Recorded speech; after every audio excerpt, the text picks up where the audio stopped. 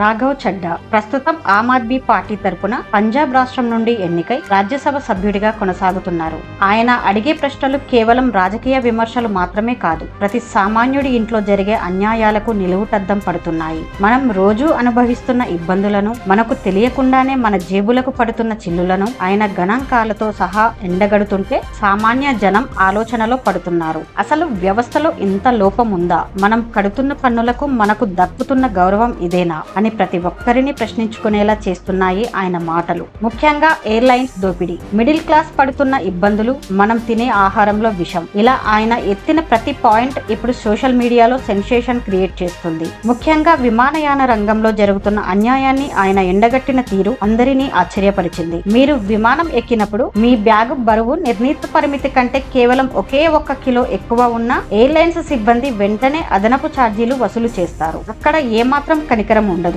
Rule అంటే rule అని కఠినంగా వ్యవహరిస్తారు. కానీ అదే విమానం 3 గంటలు లేదా 5 గంటలు ఆలస్యంగా వచ్చినప్పుడు ప్రయాణికుడి విలువైన సమయం వృధా అయినందుకు ఏ విమానయాన సంస్థ అయినా పరిహారం చెల్లిస్తుందా? సామాన్యుడి నుండి డబ్బులు గుంజడానికి ఉన్న నిబంధనలు అదే సామాన్యుడికి సేవలు అందించడంలో ఎందుకు వర్తించవు అని ఆయన నిలదీశారు. ప్రయాణికుల సమయానికి విలువ లేదని భావించే ఈ దోపిడీ వ్యవస్థ మారాలని, ఎయిర్లైన్స్ కూడా జవాబుదారీగా ఉండాలని ఆయన డిమాండ్ చేశారు. ఇక వ్యవస్థలో ఉన్న లోపాలను ప్రశ్నిస్తూ ఆయన ఒక కీలకమైన లాజిక్ ని తెరపైకి తెచ్చారు. అదే రేషన్ షాపులు మరియు ఓటింగ్ ప్రక్రియ. ఒక పేదవాడు రేషన్ షాపుకు వెళ్లి తన వాటా బియ్యం తీసుకోవాలంటే అక్కడ బయోమెట్రిక్ యంత్రంపై తన వేలిముద్ర వేయాల్సిందే. ఆ వేలిముద్ర పడితేనే అతనికి బియ్యం ఇస్తారు. మరి అంతటి కఠినమైన నిబంధనలు ఉన్నప్పుడు దేశ భవిష్యత్తును నిర్ణయించే ఓటింగ్ దగ్గర ఆ బయోమెట్రిక్ విధానాన్ని ఎందుకు అమలు చేయడం లేదు అని రాఘవ చడ్డా ప్రశ్నించారు. ఓట్లు వేసేటప్పుడు కూడా వేలిముద్రలు తప్పనిసరి చేస్తే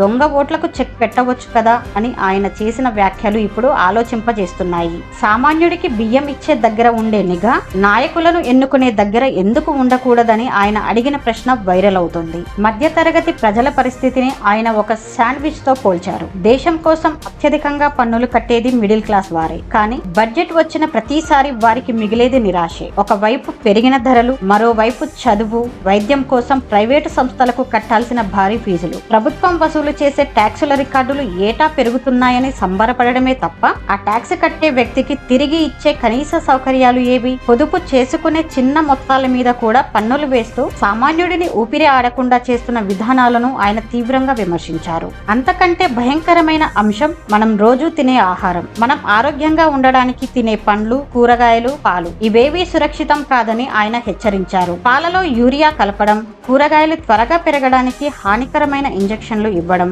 ఐస్ క్రీంలలో డిటర్జెంట్ వాడటం వంటి దారుణాలను ఆయన బయటపెట్టారు. ఇది స్లో పాయిజన్ లాంటిదని, దేశ ప్రజల ఆరోగ్యం ప్రమాదంలో ఉందని ఆయన ఆవేదన వ్యక్తం చేశారు. కేవలం చట్టాలు చేస్తే సరిపోదని, కల్తీ చేసే వారిపై కఠినమైన శిక్షలు అమలు చేయాలని డిమాండ్ చేశారు. ఆరోగ్య రంగం గురించి మాట్లాడుతూ దేశ జీడీపీలో ఆరోగ్యానికి కేటాయిస్తున్న నిధులు అత్యల్పంగా ఉండడంపై ఆయన అసహనం వ్యక్తం చేశారు. ధనవంతుడికి ఒక రకమైన వైద్యం, పేదవాడికి మరొక రకమైన వైద్యం ఉండకూడదని, 1 నేషన్ 1 ట్రీట్మెంట్ అనే పద్ధతి రావాలని కోరారు. ప్రభుత్వ ఆసుపత్రులు కార్పొరేట్ ఆసుపత్రులకు ధీటుగా ఎదిగినప్పుడే సామాన్యుడికి నిజమైన భరోసా దక్కుతుందని స్పష్టం చేశారు. చివరగా ప్రజాస్వామ్యంలో ఓటరుకు ఉండాల్సిన అసలైన అధికారం గురించి ఆయన ఒక ప్రతిపాదన తెచ్చారు. ఎన్నికల సమయంలో హామీలు ఇచ్చి గెలిచాక ముఖం చాటేసే నాయకులకు బుద్ధి చెప్పేలా రైట్ టు రీకాల్ ఉండాలని చెప్పారు. అంటే పని చేయని ప్రజాప్రతినిధిని 5 ఏళ్ల వరకు భరించాల్సిన అవసరం లేకుండా మధ్యలోనే వెనక్కి పిలిపించే హక్కు ప్రజలకు ఉండాలని ఆయన కోరారు.